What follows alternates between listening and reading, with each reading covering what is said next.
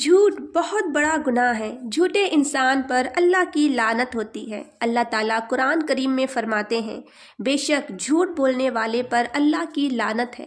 لیکن آج ہم آپ کو یہاں پر جھوٹ کے بارے میں ایسی باتیں بتانے جا رہے ہیں جو شاید آپ نہیں جانتے ہوں گے۔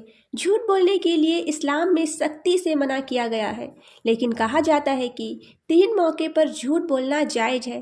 اگر انسان ان 3 موقع پر جھوٹ بولتا ہے تو اسے گناہ نہیں ملتی ہے۔ نمبر 1، قاتل کے خلاف جنگ میں۔ اس میں سب سے پہلا نمبر ہے کہ جنگ کے موقع پر جھوٹ بولا جا سکتا ہے۔ کہا جاتا ہے کہ اگر کوئی جنگ کے میدان میں اور اپنے دشمنوں کو ڈرانے کے لیے جھوٹ بولتا ہے کہ ہماری ایک بڑی فوج ہمارے پیچھے آ رہی ہے، تو اس طرح کا جھوٹ بولنا جائز ہے، کیونکہ اس جھوٹ سے دشمن سے جنگ جیتنا مقصد ہے۔ اس لیے جنگ کے دوران بولے گئے جھوٹ کو جائز کہا گیا ہے۔ اسی طرح دشمن کو الجھانے کے لیے بھی جھوٹ بولنا جائز ہے۔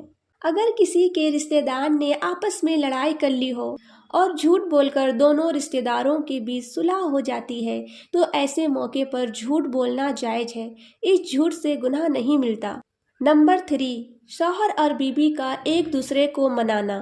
تیسرے نمبر پر آتا ہے کہ شوہر اور بیوی کا آپس میں جھوٹ بولنا جائز ہے۔ شوہر اور بیوی کے جھوٹ سے مقصد یہ ہے کہ آپس میں محبت الفت پیدا ہو، تو اسے جھوٹ نہیں کہا جائے گا۔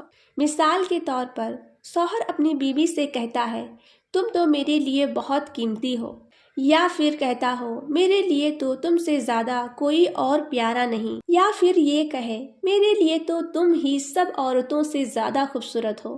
اس طرح کے الفاظ کہے، اس سے وہ جھوٹے مراد نہیں ہے جس سے حقوق ماننے کا وجہ بنتا ہو یا پھر فرائض سے فرار ہونے کا وجہ بنتا ہو۔